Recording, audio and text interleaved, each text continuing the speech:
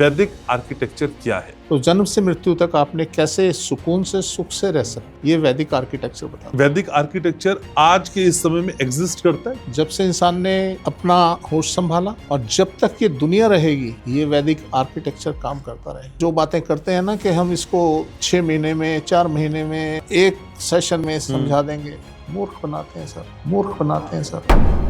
आप पे यकीन करने की बड़ी वजह क्या है? अपना सीधा सा फंडा है कि हमें आप कुछ नहीं बताएंगे, हम बताएंगे आपके जीवन में क्या चल रहा है। आपके हर बात के साथ एक गारंटी होती है। क्या इस गारंटी के पीछे वैदिक आर्किटेक्चर ही है? यस, होना वही है जो वैदिक आर्किटेक्चर ने लिख के दे दिया। अगर वो जगह राजाओं की जगह है, ब्राह्मणी है, वैश्य है और शूद्र वहां जाके बस गया, राजाओं की तरह बिहेव करेगा। रावण उस फैमिली से थे जहाँ पे आर्किटेक्चर फॉलो किया जाता था, वैदिक आर्किटेक्चर। ये जो वैदिक आर्किटेक्चर है आपको मालामाल करता है, आपको मालामाल करता है कि सूर्य जब 3 महीने राहु की दिशा में हो उस समय द्वार का निर्धारण नहीं करना चाहिए। इतना तक बताया हुआ है कि वो घर आपका कितने साल चलेगा, आपको कितनी सुख समृद्धि देके जाएगा और कितना आपको मल्टीप्लाई करेगा। नॉर्थ ईस्ट के टॉयलेट बनवाने के बाद भी लोगों की इतनी भयंकर बीमारियां दूर हुई हैं। जितने टॉयलेट्स आपके घर में नॉर्दर्न जोन की तरफ होंगे ये बहुत बढ़िया होंगे। मॉडर्न आर्किटेक्चर में ऐसी कौन सी चीजें जो आपको लगता है कि कुछ चीजें उन्होंने वैदिक आर्किटेक्चर से ली हुई हैं? शादी बेटे की हुई नहीं और 1 हफ्ते के बाद उन्हें अल्टीमेटम आ जाता है, जी हम अलग होंगे। हम जब सुख की, सुकून की, शांति की और धन की बात करेंगे तो हमें वैदिक आर्किटेक्चर को अपनाना पड़ेगा। अगर हम सिर्फ रहने की बात करेंगे, जीवन जीने की बात करेंगे, वो दुखद हो या सुखद, तो हम मॉडर्न आर्किटेक्चर पे जा रहे हैं। वो जो 5वां तत्व वायु था वो हमारे सेंटर में आ गया, जिसे हम आज ब्रह्म स्थान बोलते हैं। वैदिक वास्तुशास्त्र है, लेकिन ये सिर्फ धार्मिक स्थलों तक सीमित है। घर में इसको अप्लाई ना करें सर। जिसके घर में साउथ में रूम बना हुआ है, साउथ वेस्ट में बना हुआ, आप देख लेना वहाँ भरे पड़े हैं सामान। आपकी किचन एक बहुत बड़ा माध्यम है आपके धन आगमन का। 1 मिनट में टोकता हूँ जी बीच में। मॉडर्न आर्किटेक्चर जो है ना, ये आपकी कोई गारंटी नहीं करता कि आप सुख पाएंगे। 2 चॉइस अगर है, एक तरफ वैदिक आर्किटेक्चर, एक तरफ मॉडर्न आर्किटेक्चर, तो क्या चुनना है हमको? क्या मॉडर्न आर्किटेक्चर को वैदिक आर्किटेक्चर अडॉप्ट करना चाहिए या उसके नक्शे कदम पे चलना चाहिए? तो यस, महल के नीचे बेसमेंट नहीं होती थी और जिस महल के नीचे बेसमेंट हुई वो महल खत्म हो गया। में आपको क्या लगता है जो मॉडर्न आर्किटेक्चर है इसने भारतीय संस्कृति को भी नुकसान पहुंचाया? क्योंकि वैदिक आर्किटेक्चर क्या करता है, ये आपके घर को इस तरीके से डिजाइनिंग की जाती है कि आपकी और उस घर की एनर्जीज मैच करें। तो अपना घर बनाते हैं, आपकी जो अर्धांगिनी है उसकी बॉडी के नाप का हम उतनी मिट्टी निकाल के, ऐसी मिट्टी के बने घर के ऊपर उन औरतों के पास जेवर का भरमार होता है। 10 साल के बाद आप ये समझ लीजिए कि हम लोगों के पास इसे अडॉप्ट करने के सिवाय कोई चारा नहीं होगा।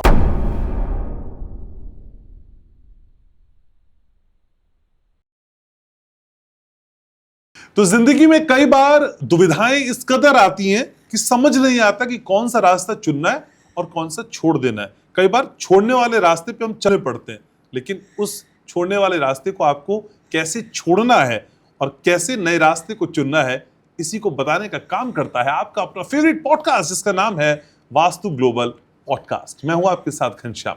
वैसे आज जिस दुविधा की मैं बात करूंगा वो बहुत बड़ी है, बहुत बड़ी है। वो दुविधा है वैदिक आर्किटेक्चर और मॉडर्न आर्किटेक्चर की। अभी दुविधा की कौन सा बढ़िया है, किसे हम अपना लें, क्यों अपना लें, और क्या आज के इस मॉडर्नाइजेशन के दौर में वैदिक आर्किटेक्चर सूट करता है या हमको फिट करता है। और ये बात जब इतनी बड़ी है तो फिर इस बात को समझाने के लिए बड़े लोग भी होने चाहिए। बड़े कहने वाले नहीं, बड़ी फीस वाले नहीं, बड़े दिमाग वाले, एक्सपीरियंस वाले, जो बोलते हैं वो हो जाता है। और आप जानते हैं वास्तु ग्लोबल के इस पॉडकास्ट में मेरे साथ 2 खास मेहमान जुड़ रहे हैं। वास्तु ग्लोबल के फाउंडर और world famous vastu expert doctor Mahesh Gupta, और साथ ही साथ इस वास्तु ग्लोबल को और निखारने वाली और इसकी backbone doctor Rashmi Gupta. Sir बहुत बहुत स्वागत आपका। थैंक यू जी ma'am, welcome to our show again. पिछली बार से ज्यादा खूबसूरत इस बार भी आप लग रही है। ठीक है, तो डॉक्टर महेश आप ही से शुरुआत करूंगा। सर मुझे बहुत आसान भाषा में समझना है, क्योंकि मेरे व्यूवर्स वो कठिन भाषा में जो लोग फंसाते हैं उसमें कंफ्यूज हो जाते हैं। सर मुझे समझना है कि भाई वैदिक आर्किटेक्चर क्या है, बहुत आसान भाषा में। देखिए, वैदिक आर्किटेक्चर सबसे पहले वेदों से आया हुआ आर्किटेक्चर, जी। और आर्किटेक्चर जीवन से रिलेटेड आर्किटेक्चर। आपने ज़िंदगी को कैसे सफल बनाना है, कैसे सुकून में रहना है। जब आप इस पृथ्वी पे आए हैं, आपका जन्म हुआ है, तो जन्म से मृत्यु तक आपने कैसे सुकून से, सुख से रह सकते हैं, ये वैदिक आर्किटेक्चर बताता है। लेकिन सर वैदिक आर्किटेक्चर आज के इस समय में एग्जिस्ट करता है? क्योंकि हम तो कहते हैं बहुत आधुनिक हो गए हैं हम। होते रहे हैं आप जितने मर्जी आधुनिक। ये जब इंसान का जन्म हुआ, जब से इंसान ने अपना होश संभाला, और जब तक ये दुनिया रहेगी, जी। ये वैदिक आर्किटेक्चर काम करता रहेगा। ये इतना डीप है, इतना डीप है, इसकी इंतहा इतनी है कि इसको समझ पाना बड़ा मुश्किल काम है। और जो बातें करते हैं ना कि हम इसको 6 महीने में, 4 महीने में, या 2 महीने में, या एक सेशन में 1 घंटे में समझा देंगे, मूर्ख बनाते हैं सर। मुझे पूरा जीवन लग गया, तब कहीं जाके मुझे समझ आया कि ये है क्या। जिस विज्ञान को, जिस साइंस को बनने में हजारों साल लग गए, आप कैसे उसे 2 घंटे में, 1 घंटे में, या 1 दिन में कैसे जान सकते हैं। आप उसका वी नहीं छू सकते, वास्तु का वी। वहाँ तक पहुँचने के लिए आपको कम से कम 2, 4, 5 साल लगेंगे। ये वो विज्ञान है सर। लेकिन सर मार्केट में इतने सारे लोग हैं जो वास्तुशास्त्र को अपने तरीके से समझाते हैं, और आपको पता है ये ऐसा पॉडकास्ट है जहां आप कुछ भी कहेंगे मैं यकीन कर लूंगा, ऐसा होता नहीं है। सर आप पे यकीन करने की बड़ी वजह क्या है? क्यों करूं मैं यकीन? कुछ नहीं सर, कुछ नहीं। मैं जो भी आपको बता रहा हूँ, अपने घर जाके देखिए ना, आपके साथ वही हो रहा है। आप कैसे यकीन करें? मेरे पास कोई प्रमाण नहीं है, मैं कैसे प्रमाण दूँ? ये कोई ऐसी चीज़, ऐसी कसौटी नहीं है इसके अंदर कि मैं आपको प्रमाण दे सकूं, यस ये देखो जी ये सर्टिफिकेट है, या ये ऐसे है वैसे है। नहीं सर, दे ही नहीं सकते ना आप। बोलते रहिए जो मर्जी। आप अपनी लाइफ में देखिए कि क्या मैं जो बोल रहा हूँ आपकी लाइफ में ऐसी घटनाएं घटित हो रही हैं। यस, तो मैं ठीक हूँ, ये मेरा प्रमाण है। अदरवाइज तो जो मर्जी बोलता रहे। तो इसलिए आप उसको अध्ययन करें, उस पर थोड़ा सा अपना टाइम लगाएं कि मैंने जो बोला क्या वो ठीक निकला, क्या वो 90% ठीक निकला, 95% ठीक निकला, 80% ठीक निकला। आप देखें। मैं जब लोगों से सर्वे करता हूँ, सर्वे के बाद मैं कुछ पॉइंट्स लिखता हूँ। 15 भी हो सकते हैं, 10 भी हो सकते हैं, 20 भी हो सकते हैं। अच्छा। उसके नीचे एक लाइन लिखी होती है कि जी जो मैंने लिखा है ये कितना ठीक है। मैं लिख के बात करता हूँ, मैं मुंहज़बानी नहीं बताता किसी को कुछ भी कि तुम्हारे साथ क्या चल रहा है। ठीक है। नीचे एक लाइन लिखता हूँ कि जी जो मैंने लिखा है ये कितना ठीक है। 99% लोगों के क्या रिप्लाई आते हैं? 100% ठीक है। तो ये मेरी सटीकता है और ये मेरा प्रमाण है कि मैं जो बोल रहा हूँ वो ठीक बोल रहा हूँ। अदरवाइज क्या है, कुछ भी बोलते रहिए ना आप ऐसा कर लीजिए, ऐसा कर लीजिए, ऐसा कर लीजिए। नहीं सर, मैं कर लीजिए के ऊपर तो बाद में जाता हूँ। मैं पहले कहता हूँ कि आपके साथ ये चल रहा है। भाई मैंने जब बीमारी पकड़ी और मैंने बताया कि आपके साथ ये चल रहा है और ये बीमारी है, तभी तो मैं इलाज कर पाऊंगा। नहीं तो मैं बता दूँ टेप लगा लीजिए, रंग कर लीजिए। किस लिए भाई, किस लिए? कोई रीज़न तो होगा, कोई लॉजिक होगा उसके पीछे, किस लिए? तो इसलिए सर अपना सीधा सा फंडा है कि हमें आप कुछ नहीं बताएंगे, हम बताएंगे आपके जीवन में क्या चल रहा है। ठीक है। और वो बताते हैं, वो यही हमारा प्रमाण है। सर आपके हर बात के साथ एक गारंटी होती है, क्या इस गारंटी के पीछे वैदिक आर्किटेक्चर ही है? यस यस यस सर, ये प्योर आर्किटेक्चर है। वैदिक आर्किटेक्चर प्योर आर्किटेक्चर है। आर्किटेक्चर क्या होता है, पहले तो इस चीज़ को समझना पड़ेगा हमें कि आर्किटेक्चर कहते हैं किसको है। ठीक बात है। आर्किटेक्चर कहते हैं किसी विज्ञान के थ्रू किसी चीज़ की रूपरेखा को बनाकर उसे अंजाम देना, वो आर्किटेक्चर है। ये हमारे जीवन का आर्किटेक्चर है, वास्तु शास्त्र या वास्तु वैदिक आर्किटेक्चर। ये हमारे जीवन का आर्किटेक्चर है। जो मॉडर्न आर्किटेक्चर है वो मकान का आर्किटेक्चर है। एक मकान आपने बनाया, भवन बनाया, कोई भवन का आर्किटेक्चर है, ये जो मॉडर्न आर्किटेक्चर है, ये आपके सुख की बात नहीं करता, ये आपके सुख की बात नहीं करता। ये बात करता है आपकी जगह की उपयोगिता की, कि इसके अंदर हम इसको कैसे यूज कर सकते हैं। ये जगह करता है, ये बात करता है आपकी भव्यता की, कि इसको भव्य कैसे बनाया जा सकता है। तो ये यहीं तक सीमित है, जबकि वैदिक आर्किटेक्चर बात करता है आपके सुख की, बात करता है आपके निर्माण की, बात करता है ये 2 पॉइंट जो मैंने बताया, ये वैदिक आर्किटेक्चर में भी आते हैं, कि जगह की उपयोगिता की, उसको कैसे उपयोग किया जाए। वैदिक आर्किटेक्चर के अंदर सबसे बड़ी बात क्या है? वैदिक आर्किटेक्चर ये कहता है कि आपने किस जगह को, किस भूखंड को कैसे यूज करना है। उसमें राजाओं के लिए अलग कक्ष का निर्माण किया गया, उसमें उनके पैरामीटर्स डिफरेंट थे, उनका क्षेत्रफल, उनके कमरे का क्षेत्रफल अलग था, मंत्रियों के कमरे का क्षेत्रफल अलग होता था, और जो आम पब्लिक थी उनके लिए अलग जगहों का निर्माण होता था। तो इस तरीके से वैदिक आर्किटेक्चर अपना एक विशेष स्थान रखता है। और देखिए मजे की बात, अब जितना मर्जी मॉडर्न आर्किटेक्चर कर लीजिए ना, होना वही है जो वैदिक आर्किटेक्चर ने लिख के दे दिया कि जी ये अगर शूद्रों के लिए जगह निर्धारित की गई है तो ये शूद्रों की जगह है। वहां जाके राजा भी अगर रहने लगेगा तो शूद्रों का काम करने लगेगा, नौकरी पेशा हो जाएगा। और अगर राजाओं की जगह है वो, अगर वो जगह राजाओं की जगह है, ब्राह्मणी है, वैश्य है, और शूद्र वहां जाके बस गया, तो राजाओं की तरह बिहेव करेगा। अच्छा, आप देखिए, आप साउथ दिल्ली चले जाइए, एक रिक्शा वाले के अंदर भी आपको ऐसा ग्रेटिट्यूड मिलेगा कि वो जैसे राजाओं की तरह बात करेगा। और आप चले जाइए ना नॉर्थ दिल्ली, इस दिल्ली के अंदर, वहाँ राजा भी ऐसे बात करेगा जैसे उठाई गिराओ। तो ये फर्क आपको जगह का देखने में मिलेगा। ये सिर्फ और सिर्फ वैदिक आर्किटेक्चर बताता है। ये मॉडर्न आर्किटेक्चर तो इसके आसपास भी नहीं, छू भी नहीं सकता इसको। ठीक है डॉक्टर रश्मि, असल में कई लोग ये कहते हैं कि भाई जो वैदिक आर्किटेक्चर है ये कुछ नहीं है, सूडो साइंस है और अंधविश्वास है, ऐसा है क्या? नहीं, इट्स एब्सोल्युटली साइंस, फिजिक्स है पूरा। हमारे यहाँ हमेशा से जितने वेधशालाएं बनी हैं जो आज टेम्पल में कन्वर्ट कर दी गई हैं, वो टोटली आप ये देखिए ना, उस ज़माने में भी पूरी अलाइनमेंट की जाती थी। एक बहुत बड़ा एग्जाम्पल है रावण। रावण उस फैमिली से थे जहाँ पे आर्किटेक्चर फॉलो किया जाता था, वैदिक आर्किटेक्चर। ओके। शिवजी ने उनसे अपना घर निर्माण करने के लिए कहा। उन्होंने एक सोने का महल उनके लिए तैयार किया।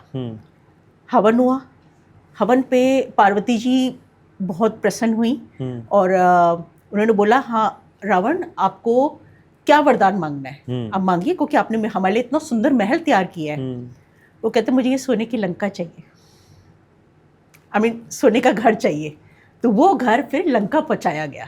तो ये तो चमत्कार है, ये जो वैदिक आर्किटेक्चर है आपको माला माल करता है। वो कैसे भी आए, वो रास्ते अपने आप दिखाता है। तो यू कैन नॉट डिनाई वैदिक architecture, sorry, you can not deny वैदिक आर्किटेक्चर। इसकी तो सटीकता है ही है, और इसमें एब्सोल्यूट साइंस यूज की गई है। ऐसे ऐसे साइंस के फॉर्मूलाज हैं, वो आप लगाएंगे, आपका निर्माण अवश्य ही आपके लिए फलदायक होगा। हमारे इसमें वैदिक में एक बहुत इंटरेस्टिंग कंसेप्ट दिया हुआ है कि आपने केवल और केवल 4 दिन पूरे साल में ऐसे होते हैं जिस समय सूर्य की किरणें पृथ्वी पर कुछ सीधी पड़ती हैं। अच्छा। केवल हम उन्हीं दिनों में अपना पूर्व निर्धारित करते हैं। अब मैंने कई जगहों पे देखा है, एक ग्रिड बना दी जाती है और उसके अंदर वो फिक्स करके आपका कहते हैं जी यहाँ नॉर्थ है आपका, ये आपके घर का ईस्ट है, ये आपके घर का साउथ है, ये वेस्ट है। और उसके हिसाब से जो हमारे पद विन्यास होता है उसमें 32 पद हम बनाते हैं, जिसके अंदर हम द्वार लगाते हैं। 32 तरीके के द्वार बताए गए हैं। उन्होंने उसे अपनी लैंग्वेज में एट्रीब्यूट्स बना के, I don't know what language they use, उन्होंने उन द्वारों को अपने हिसाब से वो एडजस्ट कर दिया। उसको पता नहीं N1 N2 N3 ऐसे कुछ कहा जाता है, वो एब्सोल्युटली रॉन्ग है। हमारे वैदिक आर्किटेक्चर में बहुत ही इंटरेस्टिंग साइंस समझाई गई है, क्योंकि सूर्य हमारी रादर, ये अगर हम अर्थ को समझ के चलें तो हमारी अर्थ जिस समय रेवोल्यूशन ले रही होती है तो वो जो एंगल है वो हमारा चेंज होता रहता है, जो अच्छा। सन की रेस का है। उसके कारण जिसको हम कहते हैं ना 3 महीने सूर्य नॉर्थ में चला जाता है, फिर वो वेस्ट में आता है, साउथ में आता है, ईस्ट में आता है। हमें उसके हिसाब से ही अपने द्वार का निर्धारण करना पड़ता है। हमारे यहाँ शास्त्रों में बहुत ही सुंदर तरीके से समझाया हुआ है कि सूर्य जब 3 महीने इस दिशा में हो, राहु की दिशा में, अब राहु कौन है? वास्तु पुरुष। राहु की दिशा में हो, उस समय द्वार का निर्धारण नहीं करना चाहिए, क्योंकि उस समय दिशाएं अलग हैं। तो इस साइंस को फॉलो करने के बाद आप अगर अपने घर का निर्माण करते हैं, इतना तक बताया हुआ है कि वो घर आपका कितने साल चलेगा, आपको कितनी सुख समृद्धि देके जाएगा और कितना आपको मल्टीप्लाई करेगा। अच्छा। तो इसीलिए मुहूर्त का महत्व है। ठीक है। ये हमारे शास्त्रों में है, और आप जब इन्हें फॉलो करते हैं आपको 101% इसका लाभ मिलता ही मिलता है। और हमने ऐसे बहुत निर्माण कराए हैं जो मल्टीप्लाई लोगों को किया ही किया है। तो शास्त्र, ये तो वैदिक आर्किटेक्चर है, इसको फॉलो करिए तो आपका घर केवल घर नहीं है, वो मनी बैंक है। और सुख, इतना सुख मिलता है आपकी फैमिली के अंदर, प्यार मिलता है आपको। जितने लोग हैं उसके घर के अंदर, प्यार कब मिलेगा? जब अपनी अपनी जगह पे एक आप जहाँ जहाँ जिसकी दिशा है, जैसे आपको समझाया जाता है। अब एक बहुत अजीब सी बात बता दी जाती है कि नॉर्थ ईस्ट में टॉयलेट नहीं होना चाहिए, जबकि सर के हिसाब से, सर ने, क्योंकि हमें साइंस भी समझाई इसकी और हमें इसका एग्जाम्पल्स भी हमने देखे।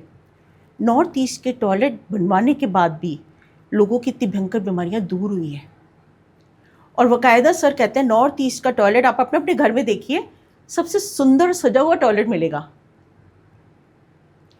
अब ये हमारे वैदिक आर्किटेक्चर, हमारे वेदास में है। हमारे यहाँ वेदा में जब हम षोडश कक्ष डिज़ाइन करते हैं, उसमें 16 कक्ष बनाए गए हैं। उसमें बाकायदा हमारे को नॉर्थ ईस्ट से थोड़ा सा इधर अच्छा टॉयलेट बताया गया है। अब उस जमाने में क्योंकि शौचालय अलग होते थे और नहाने का स्थान अलग होता था, तो वो थोड़ी सी कंट्रोवर्सी है उस बात के ऊपर, लेकिन हमारा वो स्थान वही है। अब आज जो हमारे मॉडर्न टॉयलेट्स हैं उसको हम ये अब आर्किटेक्ट जो है वो उठा के, जो मॉडर्न आर्किटेक्चर है वो टॉयलेट को कहीं भी बना देगा और एक शाफ्ट लगा देगा उसके पीछे। वो एक तरीके से बहुत ही बैड वास्तु क्रिएट कर देते हैं। वो साइंटिफिक रीज़न अलग है, लेकिन हमारा जो वैदिक आर्किटेक्चर है उसके अंदर जो टॉयलेट की दिशा बताई हुई है वो इतनी सुखद है, आपको वहाँ पे कभी भी कोई प्रॉब्लम नहीं आएगी, कोई बीमारी नहीं आएगी। और आप ये देखिए, आप एनर्जेटिक फील करेंगे, क्योंकि उस समय वो नॉर्थ ईस्ट जो होती है वो हमारा ब्रह्म समय जो होता है सुबह का, वो जगह होती है। आप सुबह सुबह उस जगह पे जाके जब फ्रेश होते हैं, आपका पूरा दिन अच्छा बीतेगा। आप कुछ भी कर लीजिए, आप जब तक फ्रेश है। तो ये हमारा वैदिक आर्किटेक्चर है। ठीक है। लेकिन डॉक्टर रश्मि, कई बार ना चीज़ें ऐसे समझ में नहीं आती है कि मैं अच्छा हूँ, मैं अच्छा हूँ, मैं अच्छा हूँ। कई बार चीज़ें ये समझ में आती है उसमें वो ख़राब है, इसमें ये अच्छा है, उसमें वो ख़राब है, इसमें ये अच्छा है। तो मैं समझूँ कि भाई वैदिक आर्किटेक्चर और मॉडर्न आर्किटेक्चर, 4 फ़र्क मुझे ऐसे समझाइए कि मेरे व्यूअर समझ जाए this is the basic reason, this is the basic difference.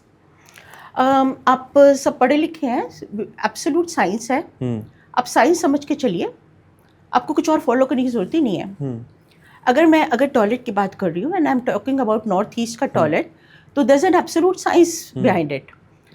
मैंने आपको बताया ना, आपका सूर्य निकलने से कुछ समय पहले तक वो ब्रह्म समय कहलाता है, जो वो लग जाता है, उसे हम कहते हैं लगती। जिस समय वो सूर्य की किरणें अर्थ के ऊपर लगनी शुरू हो जाती हैं, तो वो टाइम पीरियड के अंदर वो जोन हमारी नॉर्थ ईस्ट की जो होती है वो मोस्ट एनर्जेटिक होती है। हम एक सैनिटरी का सामान देखने गए, तो वहाँ उसने हमें एक चीज़ बड़ी इंटरेस्टिंग एक्सप्लेन की। कहते हैं पहले क्या होता था कि जब लोग जंगलों में जाते थे ना टॉयलेट, मतलब फ्रेश होने के लिए, तो प्रेशर बना होता था। वहाँ अपने घर से लेके आप जब तक वहाँ फ्रेश होने जाते हैं, इतनी देर के अंदर आप हाइपर हो जाते हैं। वो गैस्ट्रिक ट्रबल आपके सर में चढ़ जाती है। तो लोग कई बार फेंट होके गिर जाते थे, लोगों को कुछ कुछ दिखने लग जाता था। तो वो समझते थे इतने रास्ते में हमारे को भूत दिख गए, आत्माएं दिख गई। वो हमारी बॉडी रिएक्ट कर रही होती है, क्योंकि वो समय ऐसा, काल ऐसा होता है। तो आप जब अपने उसी समय के अंदर अपने घर के अंदर आप फ्रेश होने जाते हैं तो आप वो सारी चीज़ों को रिलीज करते हैं। तो ये तो सबसे बढ़िया होता है। अब इसके अंदर तो प्योर साइंस है ना, आपको जरूरत ही नहीं और कुछ सोचने की कि ये दिशा कौन सी है या ये क्या है, एब्सोल्यूट साइंस है। मॉडर्न आर्किटेक्चर क्या कहता है इसके विपरीत? मॉडर्न आर्किटेक्चर के अंदर एक बहुत गलत काम कर दिया जाता है। वहाँ पे अगर 3 बेडरूम सेट की बात करते हैं, 3 बेडरूम सेट के अंदर जो 2 टॉयलेट्स हैं वो तो कहीं पे बना देते हैं। अब एक बेडरूम के साथ ही टॉयलेट बना दिया। अब अगर सपोज हम कहते हैं साउथ वेस्ट में हमारा हेड ऑफ द फैमिली का हमारा बेडरूम होना चाहिए, तो वो क्या करते हैं, वो उसी के साथ में ही, क्योंकि जगह ज़्यादा नहीं होती है, तो ऑलमोस्ट साउथ वेस्ट से लेके साउथ ईस्ट की तरफ या फिर ऑलमोस्ट वेस्ट की तरफ टॉयलेट क्रिएट कर दिए जाते हैं। वो फिर भी एक बारी समझ लो तो ठीक है, पर जो बिल्कुल साउथ में चले जाते हैं टॉयलेट, वो तो बहुत ज़्यादा डेंजरस हो जाते हैं। आर्किटेक्ट ने तो बना दिया, क्योंकि हर बेडरूम के साथ एक टॉयलेट दे दिया जाता है। अब यही टॉयलेट अगर नॉर्थ ईस्ट की तरफ या नर्दर्न जोन की तरफ आप अपने घर को हाफ डिवाइड कर दीजिए, एक सदर्न जोन हो गया, एक नर्दर्न जोन हो गया। ठीक है। जितने टॉयलेट्स आपके घर में नर्दर्न जोन की तरफ होंगे ये बहुत बढ़िया होंगे, लेकिन आर्किटेक्ट ऐसा नहीं करते। हमें मैक्सिमम घरों में ये प्रॉब्लम आती है, और स्पेशली साउथ वेस्ट के बेडरूम्स में। साउथ वेस्ट के बेडरूम्स में नॉर्थ ईस्ट में टॉयलेट या नर्दर्न जोन में टॉयलेट होते ही नहीं है। ये आर्किटेक्चरल फॉल्ट है। और हेड ऑफ द फैमिली ही, क्योंकि वो 50 प्लस से 60 प्लस के लोग हैं, वो इन बीमारियों से ग्रस्त होना शुरू हो जाते हैं। तो ये आर्किटेक्ट को सोचना चाहिए, ये आप किस तरीके से डिजाइनिंग कर रहे हैं। They should follow Vedic architecture. बहुत बड़ा एक और फॉल्ट होता है, क्योंकि we are in northern hemisphere. Northern hemisphere में जो सूर्य है वो साउथ से घूमता है, तो साउथ से घूमने के कारण वहाँ पे सन रोशनी दोपहर को बहुत अच्छी आती है, तो लोगों की एक सोच हो जाती है कि धूप आएगी। तो वहाँ पे जो अब क्योंकि वहाँ हेड ऑफ द फैमिली को हम बेडरूम देते हैं, वो पूरी वहाँ पे ग्लेजिंग क्रिएट कर देते हैं कि वहाँ उस विंडो से धूप आएगी। आपको ये नहीं पता कि वो धूप नहीं आपकी एनर्जी ड्रेन आउट कर देगी, आपका पैसा सारा चला जाएगा, आपकी हेल्थ चली जाएगी, आपको क्रॉनिक डिजीजेस हो जाएगी। तो ये मॉडर्न आर्किटेक्चर इन चीज़ों को देखता ही नहीं है। उन्होंने तो केवल और केवल खांचे खड़े करने हैं। हाँ भी बिल्डिंगें खड़ी कर दी, एक के ऊपर एक कर दी, और ऐसे सेम फ्रेमवर्क में घर बना दिए। उनको नहीं फर्क पड़ता। ठीक है, तो ये सारी चीज़ों को ध्यान रख रहे हैं। लेकिन डॉक्टर महेश, मॉडर्न आर्किटेक्चर में ऐसी कौन सी चीज़ें जो आपको लगता है कि कुछ चीज़ें उन्होंने वैदिक आर्किटेक्चर से ली हुई हैं या वहाँ से इंस्पायर्ड हैं और लेने के बाद उसको कूड़ा कर दिया यहाँ पे आके? नहीं सर, ऐसा कुछ नहीं लगता, क्योंकि जब मॉडर्न आर्किटेक्चर को पढ़ाया जाता है ना, वो स्टडी का पीरियड होता है, तो उसमें ऐसी कुछ चीज़ें बताई ही नहीं जाती। अच्छा। सिर्फ एक ये चीज़ ज़रूर बताई जाती है, और ये मैं समझता हूँ कि वहाँ के एटमॉस्फेयर के हिसाब से बताई जाती है। जैसे अगर नॉर्दर्न हेमिस्फेयर के अंदर कोई कंस्ट्रक्शन होती है, तो आर्किटेक्चर में बड़ा बताया जाता है कि आपने साउथ में विंडो मिनिमम देनी है या नहीं देनी। ओके। ये वास्तुशास्त्र भी कहता है। तो उनका लॉजिक जो इसके पीछे होता है वो ये होता है कि उधर से क्योंकि धूप बहुत आती है, गर्मी का समय होता है, और वहाँ से उस गर्मी से बचने के लिए वहाँ पे विंडो ना हो। ओके। जबकि वैदिक आर्किटेक्चर का जो लॉजिक होता है, उनका लॉजिक ये होता है कि अगर आपके वहाँ विंडो है तो आपकी जो एनर्जी है आपके हाउस की, वो वहाँ से ड्रेन हो रही है, निकल रही है। क्योंकि जो मैग्नेटिक फोर्स है, उसकी जो फील्ड है, मैग्नेटिक फील्ड की जो चाल है, वो नॉर्थ से साउथ होती है, तो साउथ से निकल रही है वो। तो उनका लॉजिक ये होता है। तो इसलिए उनके पास लॉजिक बड़े कम होते हैं मॉडर्न आर्किटेक्चर में, और वो जहाँ भी जो भी चीज़ फिजिबल होती है उसकी तरफ ध्यान देते हैं। उनको कोई लेना देना नहीं है कि, क्योंकि पढ़ाया ही नहीं जा रहा ना, उनको पता ही नहीं कि क्या होता है। ये जब से अंग्रेज आए यहाँ पे, आप देखिए, अगर पुरानी बिल्डिंगें आप देखेंगे, उस टाइम से पुरानी बिल्डिंगें देखेंगे, तो वहाँ आप देखेंगे बिल्डिंग के चारों तरफ कमरे बने हुए हैं और बीच में सहन खाली है। तो वहाँ ये व्यवस्था की जाती थी कि आप बीच में जो हमारा ब्रह्म स्थान है उसको हम खाली रखें। आज भी पुरानी दिल्ली के अंदर आप जाके देखें, आज भी वो बिल्डिंगें मौजूद हैं। पर जब से ये अंग्रेज़ों का जो सिस्टम आया आर्किटेक्चर का, और इन्होंने स्टडी को वैसे ही लेना शुरू कर दिया और ये गुरुकुल का सिस्टम ख़त्म हुआ, तो वहाँ से ये विनाश शुरू हुआ। और तभी से जो है आम जनता के अंदर वास्तु का चलन प्रारंभ हुआ और लोग दुखी होना शुरू हो गए। अदरवाइज़ आप देखिए कई कई पीढ़ियाँ एक एक मकान के अंदर अपना समय सही बात है। और आज की स्थिति ये है कि शादी बेटे की हुई नहीं और एक हफ्ते के बाद उन्हें अल्टीमेटम आ जाता है जी हम अलग होंगे। मेरा यहाँ दम घुटता है। तो इसलिए जो है ये हम जब सुख की, सुकून की, शांति की और धन की बात करेंगे तो हमें वैदिक आर्किटेक्चर को अपनाना पड़ेगा। और अगर हम सिर्फ रहने की बात करेंगे, जीवन जीने की बात करेंगे, वो दुखद हो या सुखद, तो हम मॉडर्न आर्किटेक्चर पर जा रहे हैं। ठीक है सर, वैदिक वास्तुशास्त्र की हम बात करते हैं तो जो पंच महातत्व हैं, पृथ्वी, आकाश, जल, वायु और अग्नि, सर इसको किस तरीके से डिफाइन वैदिक शास्त्र के जरिए किया गया है? क्योंकि कई वेद इसको अपने अपने तरीके से समझाते रहे हैं हमको। देखिए सर, आपका एक हाउस है, स्क्वायर ले लीजिए, एक स्क्वायर आपने हाउस बनाया, आप उसके अंदर 2 लाइनें मारिए, क्रॉस लगा दीजिए। आप शुरू होते हैं नॉर्थ से, एक नॉर्थ का पार्ट हो गया, एक ईस्ट का पार्ट हो गया, एक साउथ का पार्ट हो गया और एक वेस्ट का पार्ट हो गया। ठीक है, 4 दिशाएं हो गई। अब आप क्या कीजिए, उसी के अनुपात में एक बॉक्स अंदर बना दीजिए। जो आपके 4 बॉक्स बने हैं उसी साइज का एक बॉक्स सेंटर में बना दीजिए। अच्छा, अब आपके 5 बॉक्स तैयार हो गए। ये जो 5 बॉक्स तैयार हुए, इन पांचों को आप पंच तत्व बना लीजिए। कैसे बन गए?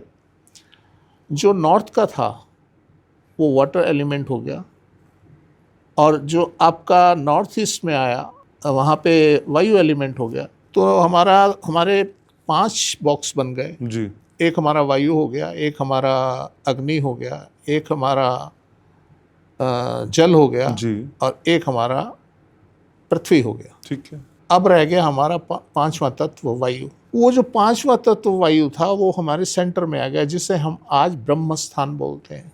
ओके। अब इन 5 तत्वों की, इन 5 फील्ड की, इन 5 क्षेत्र की एक करैक्टर होता है, एक टेंडेंसी होती है। नॉर्थ ने आप जल तत्व ने क्या करना है, वहां पानी की अधिकता रहेगी। पानी की अधिकता रहेगी तो क्या होगा, वहां पे आप जो भी सोएगा उसके अंदर पानी की कमी नहीं होगी।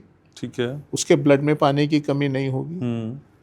और आप देखेंगे कि वहाँ पे वायु के अंदर आपको हल्का सा नमी नजर आएगी। अब आपने पूछा कि इसको हम बैलेंस कैसे करें।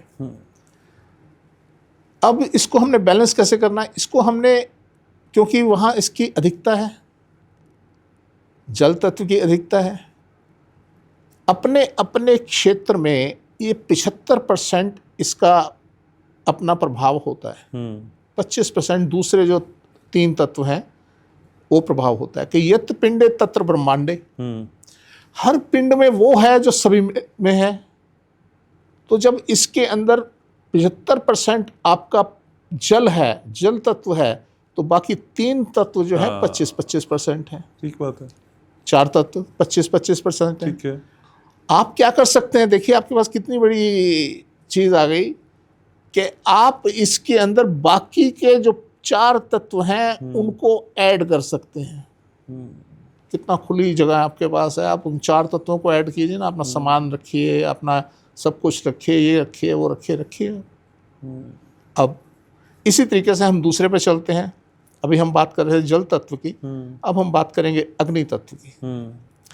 जब अग्नि तत्व के अंदर हम जाते हैं तो वहाँ अग्नि तत्व में, अग्नि क्षेत्र में भी 75% अग्नि तत्व है। जब 75% अग्नि तत्व है तो बाकी के तत्व कितने हुए? 25%। अब वो 25% तत्व हैं, वहाँ हम अग्नि का काम मैक्सिमम कर सकते हैं ना। वहाँ हम भट्टी लगा सकते हैं, वहाँ हम रसोई बना सकते हैं, वहाँ हम कोई भी अग्नि से रिलेटेड काम कर सकते हैं। अब उसके साथ साथ जो बाकी के तत्व हैं उनको हम ऐड कर सकते हैं। ओके, क्योंकि अग्नि तत्व 75% है, बाकी के तत्व कम है। ठीक बात है। बाकी आप जल को ऐड कर सकते हैं, हाँ। आप वायु को ऐड कर सकते हैं, हाँ। आप किसी भी तत्व को ऐड कर सकते हैं। ठीक है। तो आप इस तरीके से आपने अग्नि तत्व का समावेश कर लिया, अग्नि तत्व को मैनेज कर लिया। एग्री। अब हम आते हैं दूसरे तत्व के ऊपर। तो तीसरा तत्व इसके अंदर आता है जी, पृथ्वी तत्व। ठीक है। हम पृथ्वी तत्व की जब बात करते हैं तो वहाँ पे 75% पृथ्वी तत्व है, 25% दूसरे तत्व हैं। यहाँ भी आपको उल्टा करना है। ये वो मैकेनिज्म है जिससे हमारी मोटर घूमती है, हमारा पंखा घूमता है। आप जब किसी मैग्नेट के आगे दूसरा पोल लगा देते हैं तो वो एक दूसरे को खींचते हैं। आपकी वायरिंग ने उस मैग्नेट को एक्टिवेट किया और वहाँ से नॉर्थ ने साउथ को खींचा, उसने उसको खींचा, उसने उसको खींचा और पंखा घूमना शुरू हो गया। आपकी ज़िंदगी कब घूमती है? जब आप इनको बैलेंस करते हैं। ठीक है। 75% अगर आपका पृथ्वी तत्व वाले एरिया में आप हैं तो वहाँ पृथ्वी तत्व की 75% उसका स्वामित्व है। अब आपने क्या करना है? बाकी के तत्वों को बढ़ाना है। जो 25% थे बाकी के तत्वों को, 4 तत्वों को और बढ़ा देना वहाँ पे। मतलब कि पृथ्वी तत्व को खाली कर देना है। ओके। पृथ्वी तत्व क्या है? आपका सामान, जिसे भारी भारी कहा जाता है। आपका सामान, आपकी तिजोरी, ये सब चीज़ें वहाँ नहीं। पृथ्वी तत्व नहीं चाहिए हमें। पृथ्वी क्षेत्र के अंदर पृथ्वी तत्व नहीं चाहिए। वहाँ क्या चाहिए हमें? हमें वहाँ आकाश चाहिए, वायु चाहिए, जल चाहिए और अग्नि चाहिए। ओके। हमें ये चारों तत्व वहाँ चाहिए, पर वहाँ पृथ्वी तत्व नहीं चाहिए क्योंकि वहाँ ऑलरेडी 75% है। तो उसको कम करो। और ये नहीं होता। आप देखेंगे क्योंकि वहाँ 75% पृथ्वी तत्व है, वो तो खींचता है अपनी तरफ। जिसके घर में साउथ में रूम बना हुआ है, साउथ वेस्ट में बना हुआ, आप देख लेना वहाँ भरे पड़े हैं सामान, स्टोर बना दिए लोगों ने। आप किसी एक आदमी को अपने घर में भेजिए, अगर आपका घर खाली है, कि ये ले जाके घर में रख दो, वो कहीं नहीं जाएगा, साउथ में जाके रख देगा। ये पावर है पृथ्वी तत्व की, ये खिंचाव है पृथ्वी तत्व का। तो यहीं से कहानी शुरू होती है कि अगर आपने पृथ्वी तत्व को पृथ्वी से तत्व से भर दिया, आप चोक हो गए। तो अब आगे जब हम नेक्स्ट तत्व के ऊपर जाते हैं, हम वायु तत्व पे जाते हैं, तो वायु तत्व क्या मांगता है? वहाँ पे उसकी कितनी अधिकता है? वहाँ 75% उसका स्वामित्व है। और वायु तत्व कहाँ है? सेंटर में। जो हमने 5वां तत्व बनाया था वो सेंटर में है। ठीक बात है। अब वायु तत्व आपको सबसे ज़्यादा चाहिए होता है जीवन में। आपके पास वायु होगी तो आपको सांस आएगा, वायु होगी तो आपको आपकी और सारी चीज़ें आप सुन सकते हैं। वायु तत्व अगर आपके पास है तो आप सुन सकते हैं। आप बड़े बड़े जो पुराने मोनूमेंट्स बने हुए हैं ना, आप उसमें जाएंगे तो आप एक कोने पे खड़े होंगे और इतनी दूर होगा वो कोना कि आप आराम से दूसरी तरफ बोल नहीं सकते, बता नहीं सकते किसी को। पर आप यहाँ पे अगर चुटकी भी जाएंगे उसको सुनाई देगी। लखनऊ में है वो कौन सा महल है, क्या बोलते हैं, तो वहाँ पे आप नोटिस करेंगे हम इधर फुसफुसाहट से बात कर रहे हैं तो उधर सुनाई दे रही है। लोटस टेम्पल में भी ऐसा ही होता है दिल्ली में सर। थोड़ा सा भी कोई विस्परिंग करता है और उस समय सुनाई जाती है, बल्कि कहा जाता है आप चुप रहे हैं। वहाँ क्या है? वायु तत्व ज़्यादा है। तो इसलिए हमें वायु तत्व सबसे ज़्यादा जरूरी है। और ये हर कमरे में, हर क्षेत्र के अंदर, कोई भी क्षेत्र हो वहाँ वायु तत्व ज़्यादा होना चाहिए। ठीक है। तो इस तरीके से आप इसको मैनेज कर सकते हैं। तो सर आज गागर में सागर भर दिया आपने। लेकिन सर कई लोग ये कहते हैं, देखिए वैदिक आर्किटेक्चर है, वैदिक वास्तुशास्त्र है, लेकिन ये सिर्फ धार्मिक स्थलों तक सीमित है, घर में इसको अप्लाई ना करें सर। ऐसा नहीं, घर के लिए अलग, धार्मिक स्थल के लिए अलग? ऐसा कुछ नहीं है सर, ऐसा कुछ नहीं है। हाँ, ये शुरू में था, शुरू में ऐसा था जब इसके वास्तुशास्त्र के विभाग बताए जाते थे, तो उसमें बताया जाता था रेजिडेंशियल, रिहायशी, और कमर्शियल, और धार्मिक। अच्छा। उसको धर्म से जोड़ दिया गया था। पर जब हमने देखा और समझा इसको कि वो धार्मिक क्या है, धार्मिक का मतलब होता था समाज के लिए काम करना, तो हमने इसको समाज का नाम दिया। तो हम आज जब बात करते हैं तो हम इसी की बात करते हैं कि रिहायशी, वाणिज्यिक, व्यापारिक, सामाजिक, तो हम इन 3 विभागों की बात करते हैं।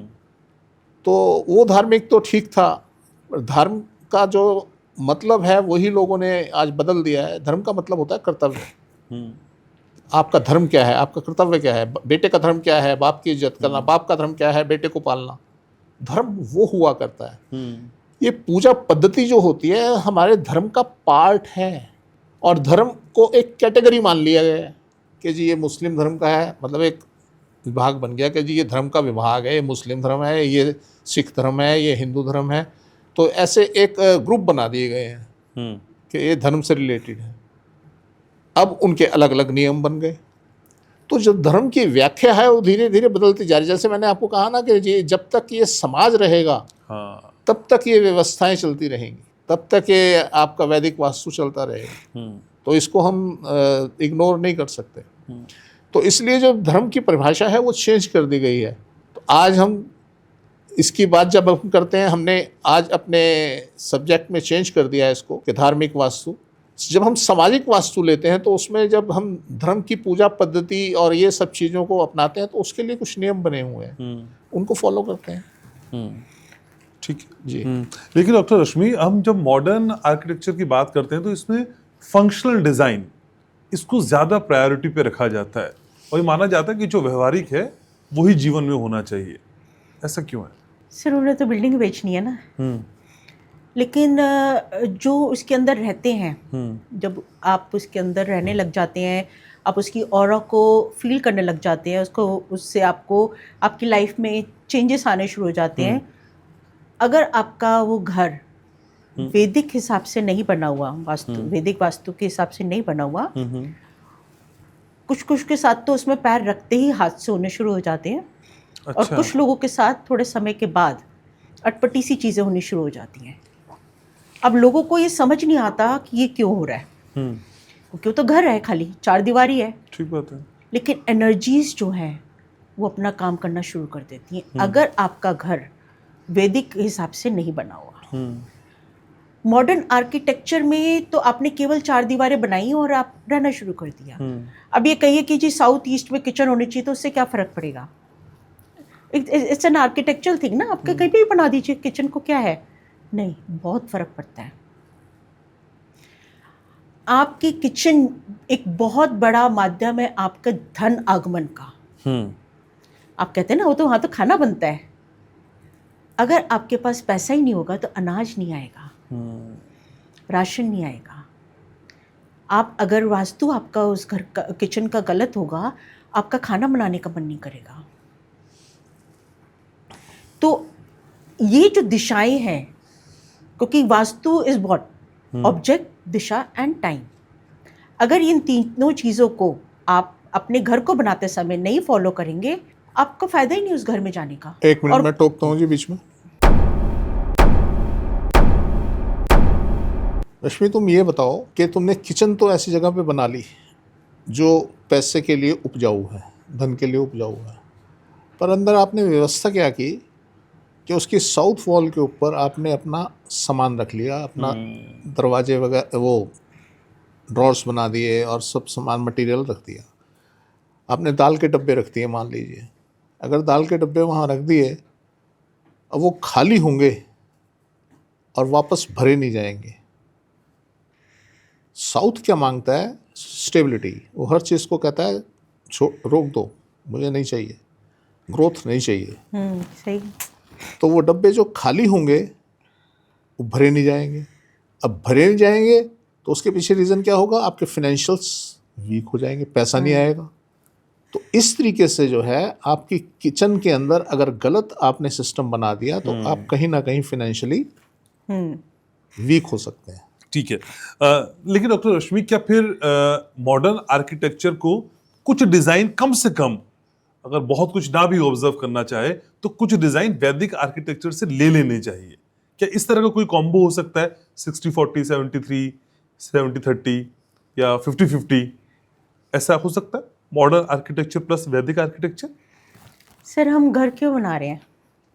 एक मॉडर्न आर्किटेक्चर के मतलब जो भी बना रहा है मॉडर्न आर्किटेक्चर के हिसाब से घर, वो किसी के रहने के लिए बना रहा है ना। अगर वो घर उसको सुख ही नहीं देके जाएगा तो क्या फायदा उस घर का? वो एक सारे जीवन इतना पैसा कमा रहा है, करोड़ों का पैसा कमाया और उसने अपने घर के लिए कमाया, घर खरीदा, और वो वैदिक आर्किटेक्चर के हिसाब से नहीं था, वो घर तो उसको बर्बाद कर देगा। और ऐसे हमने केसेस बहुत देखे हैं। ऐसा लोग था कहते हैं- सर, एक मिनट, ऐसा था, एक ने एक बहुत आलीशान कोठी बनाई, बहुत आलीशान घर बनाया, और घर बनाने के बाद वो लोग शिफ्ट हुए, अच्छा। और जब वो शिफ्ट हुए तो मेरे ख्याल 15-20 दिन की बात होगी, रहे होंगे अभी, तो वहाँ उनकी जो मेड थी उसने सुसाइड कर लिया। अब बड़ा आलीशान घर, इतना खूबसूरत, इतना बड़ा विशाल और पॉश कॉलोनी के अंदर, दिल्ली के अंदर बनाया गया। अब जब वहाँ सुसाइड हो गया और वहाँ पे लिटिगेशंस क्रिएट हो गई, तो अल्टीमेटली उसने वो हाउस छोड़ा, अच्छा। और छोड़ के उस फ्लैट में आया जो फ्लैट मैंने उसे बहुत पहले दिलवाया था, जहाँ उसकी ग्रोथ हुई थी। तो बाई चांस हम काफ़ी अलग हो गए थे, वो मेरे टच में नहीं रहे, और उन्होंने अपने हिसाब से वो घर वहाँ बनाया। ठीक है। आज वो उसी घर में रह रहे हैं जो मैंने कभी उन्हें शायद 99 या 98 में दिलवाया था। तो इस तरीके से सर ये मॉडर्न आर्किटेक्चर जो है ना, ये आपकी कोई गारंटी नहीं करता कि आप सुख पाएंगे, जबकि वैदिक आर्किटेक्चर इस बात की गारंटी करता है कि आप सुखी रहेंगे, आपकी ग्रोथ होगी, आपके पास धन बढ़ेगा, आपके पास सुख चैन बढ़ेगा, आपकी औलाद होगी। इन सब बातों की गारंटी वैदिक आर्किटेक्चर करता है, जबकि मॉडर्न आर्किटेक्चर के पास ऐसा कुछ नहीं है। और अगर हम बात करें कि क्या उन्हें अडॉप्ट करना चाहिए, क्या मॉडर्न आर्किटेक्चर को वैदिक आर्किटेक्चर अडॉप्ट करना चाहिए या उसके नक्शे कदम पे चलना चाहिए, तो यस, उनको अपनी शुरुआत ही वैदिक आर्किटेक्चर से करनी चाहिए। तो सर मॉडर्न आर्किटेक्चर को वैदिक आर्किटेक्चर अडॉप्ट करना चाहिए। और ये ऐसा नहीं हो सकता कि आज वो उसका कुछ भाग ले लें और कुछ लगा दें, उसमें 50% कर दें या 40% या 60%। नहीं सर, ये जो अधूरा ज्ञान होता है ना, ये विनाश का कारण बनता है।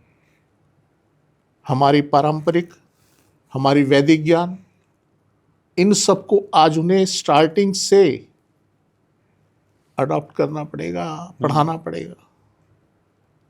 अदरवाइज सर ये तो आप समझ लिए विनाश का कारण है, और ये चलता रहेगा।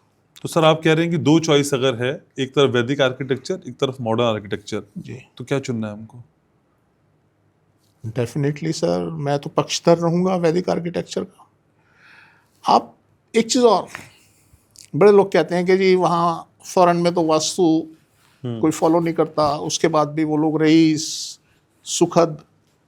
बात सुखद की तो करिए ही मत सर। मेरे पास इतना क्लाइंट है, भरा पड़ा मेरे पास क्लाइंट, जो सब कुछ होते हुए भी दुखद स्थिति में जी रहे हैं। वहाँ सिर्फ दो चीज़ें हैं जो प्लस में है।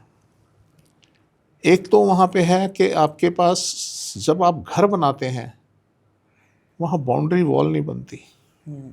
हम यहाँ क्या करते हैं, अपना घर बनाया और अपने प्लॉट के अंदर बाउंड्री वॉल बना दी। आपका प्लॉट टेढ़ा है, सीधा है, जो भी है, आपने बाउंड्री वॉल बना के उस शेप के ऊपर स्टैंप लगा दी कि ये शेप मेरा हाउस है। तो अगर हम बात करें फॉरेन कंट्री की या उन देशों की बात करें, यूरोप के देशों की बात करें, वहाँ पे ऐसा नहीं होता। वहाँ ओपन रहेगा, खुला रहेगा एरिया। आप अपना घर बनाइए, सिर्फ आपको जो जगह दे दी गई उसमें घर बनाइए। और वहाँ एक रूपता होती है कि बिल्डर एक से हाउस बना रहा है, एक बात। दूसरा, वहाँ एक प्लस पॉइंट क्या है, मैक्सिमम हाउस जो हैं वहाँ पे वुडन होते हैं। तो वुडन हाउस के अंदर क्या होता है कि एनर्जी जो है वो रुकती नहीं है। अगर आप ईंट के और सीमेंट का वॉल बनाते हैं और आप वुडन वॉल बनाते हैं तो ईंट की वॉल जो है एनर्जी रोक लेती है, जबकि जो वुडन वॉल है उसमें एनर्जी रुकती नहीं, वो आपके अंदर आती है, आप उसमें खेलती है आपके घर में और खूब फलते फूलते हैं आप। अब वहाँ परेशानी क्या आ रही है? वहाँ मैक्सिमम परेशानियाँ जो हैं वो लोगों को डिप्रेशन और बच्चे की हैं। उनके बच्चे काबू में नहीं हैं, उनके औलाद की शादियाँ नहीं हो रही हैं और घर में डिप्रेशन है। अब ये जो डिप्रेशन का कारण वहाँ पे मेन कारण मैंने पाया बेसमेंट। जिस घर में वहाँ बेसमेंट है वहाँ डिप्रेशन है। जिस घर के अंदर इंटरनल सेटिंग पुअर है वहाँ बच्चे बेकाबू हैं। वहाँ वो बच्चे ड्रग्स ले रहे हैं, वहाँ वो शराब पी रहे हैं, वो सारे कर्म कर रहे हैं। तो इस तरीके से कुछ वहाँ अच्छाइयाँ हैं, कुछ वहाँ बुराइयाँ भी हैं। ठीक बात है। दूसरा, वहाँ की जो गवर्नमेंट है अगर उसके हम देखें, उसकी पॉलिसीज़ देखें तो पॉलिसीज़ ऐसी होती हैं कि लोगों को अपना जीवन बड़ा इजी लगता है कि यहाँ तो हमें ज़्यादा कुछ करना ही नहीं, अगर हमें एकदम PR मिल गई या सिटीजनशिप मिल गई तो फिर तो हम जवाई हो गए गवर्नमेंट के, वो हमें पालेगी, तो उन्हें अपना जीवन बड़ा इजी लगता है। मेरे पास कुछ केस ऐसे आते हैं, वो एक बहुत बड़ा रेस्टोरेंट मुझे दिखाया गया कि जी ये रेस्टोरेंट बनाना है। मैंने कहा बना लो जी। तो मैंने उसके अंदर उनको कुछ बताने के लिए बोला, कहते जी ये तो पॉसिबल नहीं, हो नहीं पाएगा, यहाँ पे अलाउ नहीं करेगी अथॉरिटी। मैंने कहा फिर छोड़ दो जी। कहते नहीं जी नहीं, मैंने तो बड़ी मुश्किल में ख़रीदा है, ये है वो है। मैंने क्या करते हो? कहता जी कुछ नहीं करता। मैंने कहा कितने साल से नहीं करते? कहता जी 15-20 साल हो गए, मैंने कुछ नहीं किया। मैंने कहा फिर रेस्टोरेंट कहाँ से खरीद लिया? कहता जी पापा की पेंशन थी, वो पेंशन आ रही थी तो इकट्ठी हो गई थी, मैंने रेस्टोरेंट खरीद लिया। मैंने कहा पापा क्या करते हैं? कहता वो भी कुछ नहीं करते। मैंने कहा तो पैसा कहाँ से आता है? कहता है कुछ पापा की पेंशन आ जाती है, कुछ मुझे मिल जाता है, तो मैंने अब ये रेस्टोरेंट खरीदा है तो इसको चलाएंगे। तो मैं बड़ा आश्चर्यचकित रह गया कि एक आदमी 10-15 साल से एक फैमिली कुछ कर नहीं रही और आज इतना बड़ा रेस्टोरेंट लेके वो उसे चलाने की सोच रहे हैं। तो इसलिए हम जहाँ रह रहे हैं, हम किस माहौल में पल रहे हैं, किस तरीके से रह रहे हैं, वहाँ की गवर्नमेंट की पॉलिसीज़ क्या है, ये बड़ा मैटर करता है। ठीक है, लेकिन सर आप बताते हैं बेसमेंट खतरनाक है वैदिक वास्तुशास्त्र के हिसाब से, लेकिन पुराने काल में तो बहुत बेसमेंट रहते थे, लोगों के खजाने, महाराजाओं के खजाने, हथियार सब बेसमेंट में रहते थे। कहाँ सर, मुझे एक आधे का उदाहरण तो दो। सर हमने तो जितना सुना पड़ा है तो सर वहाँ तो शस्त्रशाला रहती थी और खजाने रहते थे। कुछ थोड़ा सा बताइए। अब रेफरेंस तो आपके पास होते हैं। खजाने कहाँ होते थे? मंदिरों में, जो बसावट से या महलों से दूर बनाए जाते थे और मंदिरों के नीचे तहखाने बना के उसमें अपना खजाना रख दिया जाता था ताकि लोग जो है मंदिर की वजह से उस खजाने को छेड़े ना। ठीक है। और तब वो माहौल था कि आदमी को पाप पुण्य समझाया जाता था कि तूने अगर ऐसा किया तो तेरे को पाप लग जाएगा और ऐसा किया तो पुण्य लग जाएगा। और लोग उस डर से, पाप के डर से, उस मंदिर के खजाने की तरफ नजर नहीं मारते थे। राजा का पूरा खजाना वहाँ होता था। महल के नीचे बेसमेंट नहीं होती थी। ओके। और जिस महल के नीचे बेसमेंट हुई वो महल खत्म हो गया। आज भी आप जितने महल देखेंगे, आप राजस्थान चले जाइए, सारे महल पहाड़ी के ऊपर बने हुए हैं। मैक्सिमम महल आपको पहाड़ के ऊपर मिलेंगे। आमेर का किला हम देख के आए तो उसमें एक जगह छोटी सी बेसमेंट थी, जयपुर में। पर वो बेसमेंट बेमानी थी। क्यों बेमानी थी? जब वो बना हुआ, जो नीचे आपका बेस है, रोड लेवल है, उस रोड लेवल से ऊपर बना हुआ है, शायद मेरे ख्याल होगा 500 फीट के आसपास हाइट पे होगा, वहाँ बना हुआ है। वहाँ बेसमेंट क्या आपने ऐसी कराएगी? बेसमेंट, पहले तो हमें बेसमेंट के स्वरूप को जानना चाहिए कि बेसमेंट कहते किसे हैं। बेसमेंट उसे कहते हैं जो आपके रोड लेवल से नीचे चली जाए। उसे बेसमेंट कहते हैं, उसे गड्ढा कहते हैं, उसे सब कुछ कहते हैं। जब आप हाइट पे जाके ऊपर और नीचे बेसमेंट बना देते हैं, वो बेसमेंट बेमानी हो जाती है, उसका इम्पैक्ट नहीं आता। ओके। ऐसे ही एक बेंगलोर के अंदर है टाटा होम्स, तो वहाँ भी उन्होंने क्या किया, एक पहाड़ी ली और पहाड़ी को सेट करके उसके अंदर कुछ लेवल बेसमेंट बना के उसमें पार्किंग बना के और ऊपर उन्होंने बड़े बढ़िया बढ़िया हाउस के टावर्स बनाए। अच्छा। तो अल्टीमेटली मुझे कॉल आई कि जी यहाँ से हम फ्लैट ले रहे हैं तो इसके अंदर बेसमेंट है। तो मैंने कहा जी बेसमेंट है तो मत लो। फिर जब उन्होंने लोकेशन डाली और मैंने वहाँ देखा तो मैंने उन्हें अप्रिशिएट किया, मैंने कहा बहुत बढ़िया जगह है, आप ले लीजिए। वहाँ लेने के बाद आप समझ लीजिए वो मल्टीप्लाई होने शुरू हो गए। तो इसलिए जब ऐसी स्थिति होती है तो कई जगह बेसमेंट अच्छी भी होती है। ठीक है, हम हमेशा उसे ऐसा खराब नहीं कह है। सकते कि सभी जगह बेसमेंट खराब होती है। ठीक है, लेकिन डॉक्टर रश्मि, आपको क्या लगता है जो मॉडर्न आर्किटेक्चर है इसने भारतीय संस्कृति को भी नुकसान पहुंचाया? क्योंकि वैदिक आर्किटेक्चर तो हमारे इमोशन है ना, क्या इस इमोशन पे एक डेंट मारा है मॉडर्न आर्किटेक्चर ने? नहीं, इमोशंस तो मॉडर्न आर्किटेक्चर में भी है। क्यों, आप घर में रहते हैं तो इमोशंस तो सब जगह है। एक घर, जब हम एक बिल्डिंग बनाते हैं ना जी, हम उसके अंदर जब रहना शुरू करते हैं तो वो इमोशंस हैं। ये तो थोड़ा सा बात में डिफरेंस है, क्योंकि वैदिक आर्किटेक्चर क्या करता है, ये आपके घर को इस तरीके से डिजाइनिंग की जाती है कि आपकी और उस घर की एनर्जीज मैच करें। हमारे यहाँ एक बहुत ज़बरदस्त शास्त्र है इसका, वास्तुशास्त्र का पार्ट है, स्थापत्य वेदा में ही हमारा पार्ट आ जाता है। इसको हम कहते हैं मिट्टी की गुणवत्ता। ये हमारे वैदिक शास्त्र में है। अगर हम इसे आज मॉडर्न लैंग्वेज में समझते हैं तो हमारी मिट्टी कई तरीकों की होती है, पर तीन बेसिक होती है, पैरामैग्नेटिक, एक डायामैग्नेटिक और एक फेरोमैग्नेटिक। अब हमारे यहाँ ये वास्तु में कैसे समझाया गया है, हमारे यहाँ इस मिट्टी को 4 तरीके में डिवाइड किया गया है। ओके। इसकी कैटेगराइजेशन करी गई है, स्मेल, उसकी घनत्व और उसकी टेस्ट, ये सब कैरेक्टर्स हम उनसे देख के हम उसको ब्राह्मणी, क्षत्रिय, वैश्य और शूद्रा, 4 टाइप की हम मिट्टी का कैरेक्टराइज करते हैं। अब हम क्या करते हैं, जब हम अपना घर बनाते हैं तब हम एक औरत के नाप का, आपकी जो अर्धांगिनी है उसकी बॉडी के नाप का हम उतनी मिट्टी निकाल के, अच्छा, आपको जिस तरीके का घर चाहिए, अगर आप वैश्य लेवल के आदमी हैं जिसको आगे व्यापार करना है, जिसने अब खेती बाड़ी करनी है, जिसने अपना शोरूम बनाना है, जिसने अपना बिल्डिंग्स बनानी है, व्यापार करना है, वो वैश्य की मिट्टी जहाँ भूमि बताई गई है वहाँ की मिट्टी लाके अपने उस जगह पे डालते हैं और वो घर बनाते हैं, और उनका काम धंधा बढ़ता ही बढ़ता है, धन आता ही आता है। अब देखेंगे उन औरतों के उस ऐसी मिट्टी के बने घर के ऊपर उन औरतों के पास जेवर का भरमार होता है, और आदमियों का प्रॉपर्टी ऐसे मिलेगी। हमने क्योंकि ऐसे घर बहुत बनाए हैं, वो हर साल हमें बुलाते हैं कि सर आज हमने एक नई प्रॉपर्टी खरीदी है, अब बताइएगा आगे। सो वास्तु के अंदर आपके ऊपर आप ऐसे ऐसे नियम बताए गए हैं जो आपको प्रॉफिट देंगे ही देंगे। And who doesn't like profit? घर भी बनाया, रहने को भी मिला और प्रॉफिट भी मिल गया। तो आप इन एनर्जीज को बैलेंस करना है, बस इसको समझना है। ठीक है। इसको हम ये समझें कि आज मॉडर्न साइंस को समझ के हम वैदिक शास्त्र में जो जो नियम है उन्हें हमें बहुत अच्छे से समझ आते हैं, लैंग्वेज।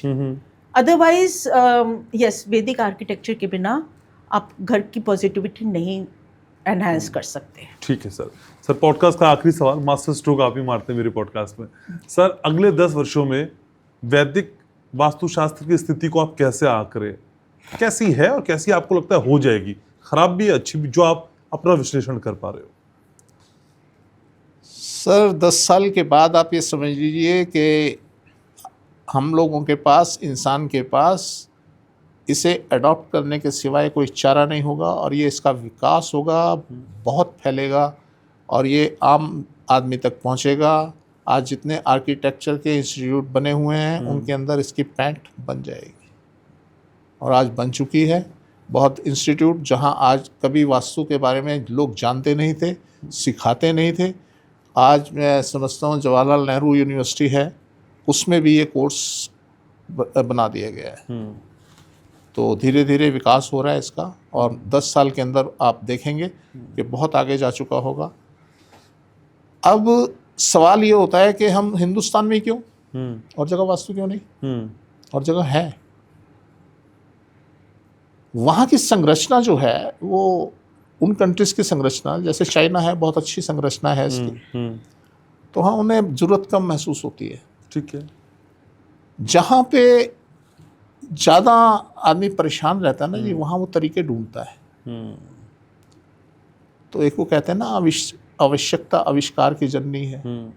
तो यहाँ इसलिए आविष्कार ज़्यादा होते हैं। ठीक है। तो यहाँ आदमी को थोड़ी सी तंगहाली, कमी और स्ट्रगल, ये सब चीज़ों दौर से गुजरना पड़ता है। तो यहाँ इसलिए तरीके ढूंढे जाते हैं। ठीक है। और इसलिए ही तरीके ये अपनाए जाते हैं।